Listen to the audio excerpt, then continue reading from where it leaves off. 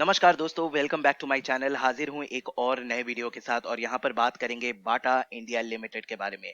बहुत बड़ा शू manufacturing company है इंडिया का। और कहीं ना कहीं कभी ना कभी आपने इसके प्रोडक्ट जरूर यूज किए होंगे। बहुत पॉपुलर कंपनी है बाटा के जूते, बाटा के फुटवेयर्स बहुत पॉपुलर है। तो इसका रिजल्ट कल निकल कर आया है, तो इसके रिजल्ट के बारे में बात करेंगे और कैसा हुआ परफॉर्मेंस उसको भी देखेंगे, उसको भी एनालिसिस करेंगे और साथ ही आगे क्या किया जा सकता है उसके बारे में भी बात करेंगे। तो दोस्तों, चैनल पे नए हैं तो चैनल को सब्सक्राइब कर लीजिए, साथ ही बेल आइकन दबा दीजिए। और अभी तक अगर आपने डीमैट अकाउंट नहीं खोला है तो नीचे डिस्क्रिप्शन में आपको लिंक मिल जाएगा, वहां क्लिक करके फ्री में डीमैट अकाउंट खोल लीजिए। तो मार्केट कैप देखिए दोस्तों, 16,000 करोड़ का मार्केट कैप है। मिड कैप श्रेणी का स्टॉक है। करंट प्राइस 1200 पे ट्रेड कर रहा है, 1200 के आसपास। और अगर 52 वीक हाई लो देखेंगे तो 1897 1900 के रेंज में था, वहां से गिरा 1000 पे चला आया था और फिर अभी 1200 के रेंज में है। तो ये अपने जो बॉटम बनाया था उसी रेंज में अभी फिलहाल ट्रेड कर रहा है। बुक वैल्यू देखिए 147 का बुक वैल्यू है और ये बुक वैल्यू से 8 गुना ज्यादा ट्रेड कर रहा है। और इंडस्ट्री का अगर आप एवरेज देखेंगे तो यहाँ पर 0.63 है। तो इससे पता लगता है कि ये कितना ज्यादा प्राइस पे ट्रेड कर रहा है और कितना ज्यादा इसका डिमांड है। और एक चीज से आप यहाँ पे पता लग सकता है, वो है स्टॉक पी। अगर इसका पी देखेंगे तो 127 का पी है और अगर इंडस्ट्री का एवरेज देखेंगे तो यहाँ पे 34 का पी है। तो इससे भी आपको पता लगे, एक आइडिया मिल रहा है कि कितना डिमांड है इस स्टॉक का, कि लोग ज्यादा दाम देकर भी, ज्यादा यहाँ पर महंगा होने के बावजूद भी यहाँ पर खरीद रहे हैं।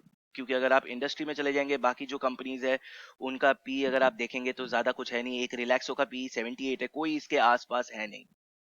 तो इससे पता लगता है दोस्तों इसका कितना डिमांड है। चलते हैं दोस्तों नेक्स्ट चीज के ऊपर, वो है रिजल्ट। रिजल्ट को देख लेते हैं फिर आगे और बात करेंगे। तो यहाँ पे दोस्तों बाटा का कंसोलिडेटेड रिजल्ट मैंने खोल लिया है। यहाँ पे सारे फिगर्स मिलियंस में है, तो मैं इसको करोड़ में बोलने का कोशिश करूंगा। थोड़ा मेरे को प्रॉब्लम होता है कन्वर्ट करने में, तो अगर गलती हो जाए तो उसके लिए पहले से मैं माफी मांगना चाहूंगा।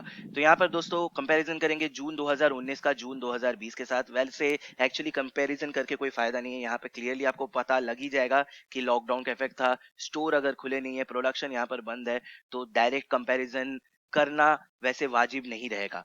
चलिए एक बार देख ही लेते हैं। पिछले बार देखिए दोस्तों, हुआ था 899 करोड़ का टोटल इनकम, और इस बार यहाँ पर देखिए, इसे कहते हैं लॉकडाउन का इफेक्ट।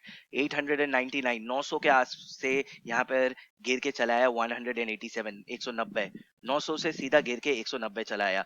एंड यहाँ पे देखिए मार्च में भी उतना कुछ खास नहीं था। मार्च में था 637, मार्च से ड्रॉप शुरू हुआ और यहाँ पर देखिए जून क्वार्टर में पूरा आपको क्लियरली यहाँ ड्रॉप देखने को मिल रहा है। एक्सपेंस पे चलते हैं तो एक्सपेंस दोस्तों, कंपनी बहुत हद तक एक्सपेंस कम करने का कोशिश की है। कुछ एक्सपेंस ऑटोमेटिक कम हो जाते हैं, जैसे रॉ मटेरियल्स, क्योंकि प्रोडक्शन बंद है। रॉ मटेरियल्स यहाँ पे कंजम्पशन एकदम नील हो गया। यहाँ पर देखिए पिछले बार था 37 करोड़ का रॉ मटेरियल कंजम्पशन और इस बार देखिए कितना बड़ा यहाँ पर ड्रॉप है। उसको छोड़ के दोस्तों यहाँ पर और भी बहुत सारे एक्सपेंस है जो ऑटोमेटिक कम हो जाते हैं, मगर कुछ एक्सपेंस है यहाँ दोस्तों जो कम नहीं किए जा सकते, जैसे एम्प्लॉय बेनिफिट्स। और भी बहुत सारे एक्सपेंस रहते हैं, वो कम नहीं किए जा सकते। फाइनेंस कॉस्ट, ये सब कम नहीं किए जा सकते। एंड एज अ रिजल्ट दोस्तों, पिछले बार था टोटल एक्सपेंस 743 करोड़ और इस बार 321 करोड़।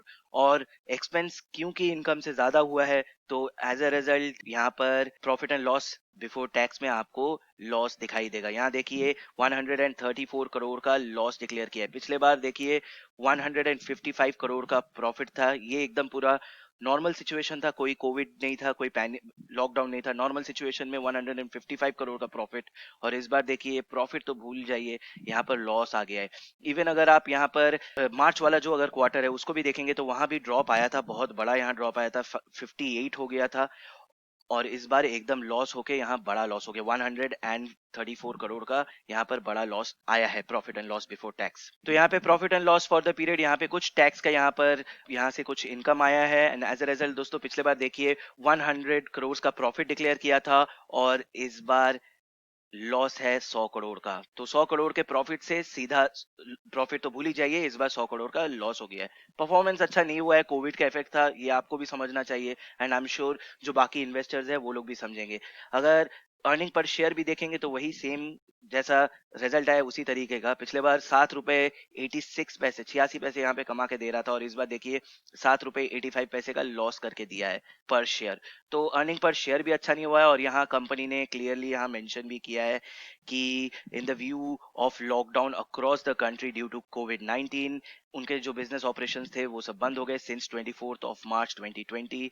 एंड फिर उन्होंने later half of this quarter उन्होंने फिर से अपने स्टोर्स धीरे धीरे खोलना शुरू किए अकॉर्डिंग टू गवर्नमेंट गाइडलाइंस, मगर फिर भी कोई फायदा नहीं हुआ। और यहाँ पर देखिए यहाँ पे क्लियरली बताया गया है revenue from operation for the current quarter is ₹1350 millions यानी 135 crore, decrease which is decrease by 85%। 85% यहाँ पर ड्रॉप देखने को मिला। ये कोविड का इफेक्ट है, ये आपको समझना पड़ेगा।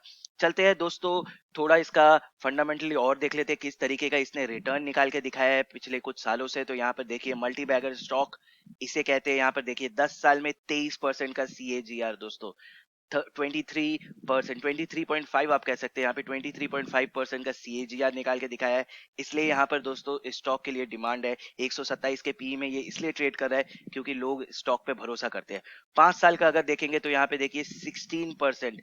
3 साल का अगर आप देखेंगे तो 25%। तो ये हर बार अपना एक अच्छा डिसेंट रिटर्न निकाल के दिखाता है। लास्ट 1 साल का यहाँ पर बात छोड़ दीजिए क्योंकि यहाँ सिचुएशन बहुत डिफरेंट था, मगर उसको छोड़ के देखिए ये हर बार इन्वेस्टर्स को खुश करके देता है। इस तरीके का स्टॉक है। अगर इसका आप ग्राफ देखेंगे तो यहाँ मैक्स में मैंने खोल के रखा है। यहाँ देखिए दोस्तों 2005 में 50-60 के रेंज में ट्रेड किया करता था और वहां से देखिए ये 2020 तक ये 1800 पे चला गया। 15 साल में दोस्तों 70 का माल 1800 पे चला गया। तो इसका मतलब 1800 1900 पे चला गया। तो बहुत जबरदस्त इसने रिटर्न निकाल के दिखाया है और हर बार इसने रिटर्न निकाल के दिखाया। ऐसा नहीं है कि कभी एक बार जंप दिखाया और उसके बाद से यहाँ पर कमी है, ऐसा नहीं है। हर बार एक डिसेंट रिटर्न निकाल कर दिखाता रहता है। और अगर यहाँ पर देखेंगे दोस्तों 2016 में ये 400 पे ट्रेड कर रहा था और वहां से यहाँ जंप देखिए 400 से 1900 चला गया 4 साल में।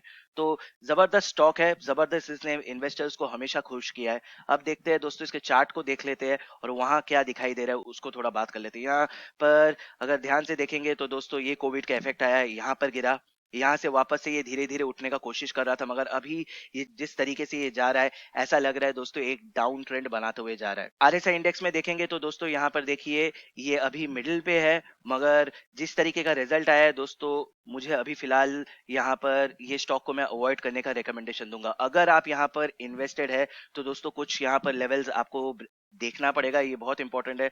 और अगर ये लेवल्स टूटते हैं तो दोस्तों मैं सजेस्ट करूंगा कि आप अपना स्टॉप लॉस जो भी है उसको ट्रिगर करवा कर निकल जाइए।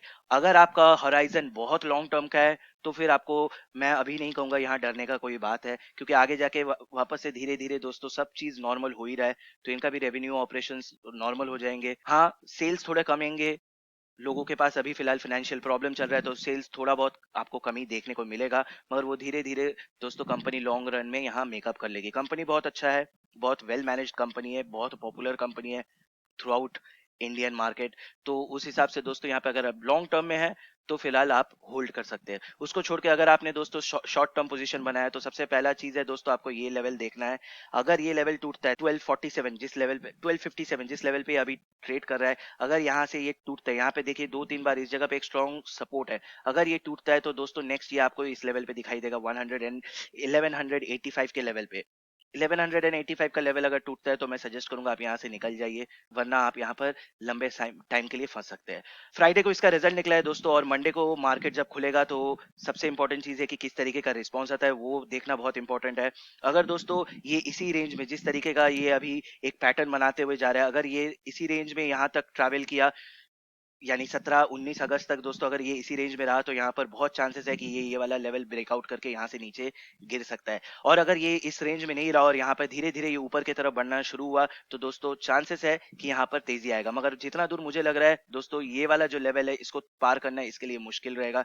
यहाँ पर स्ट्रॉन्ग रेजिस्टेंस है, यहाँ इसको पार करना मुश्किल रहेगा। तो अपना अगर आप यहाँ पर शॉर्ट टर्म में है तो फर्स्ट टारगेट आप इसी को लेकर चलिए। उसको छोड़ के अगर आप लॉन्ग टर्म के लिए यहाँ इन्वेस्ट करना चाहते हैं तो धीरे धीरे इन्वेस्ट कर सकते हैं, मगर अगर आप यहाँ पे शॉर्ट टर्म के लिए है तो मैं फिलहाल कहूंगा कि इस स्टॉक को अवॉइड कीजिए। तो उम्मीद करता हूँ वीडियो अच्छा लगा होगा। अगर मन में कोई क्वेश्चन है कोई डाउट हो तो कमेंट करके जरूर बताइएगा। तब तक के लिए अपना ख्याल रखिए, सुरक्षित रहिए, धन्यवाद।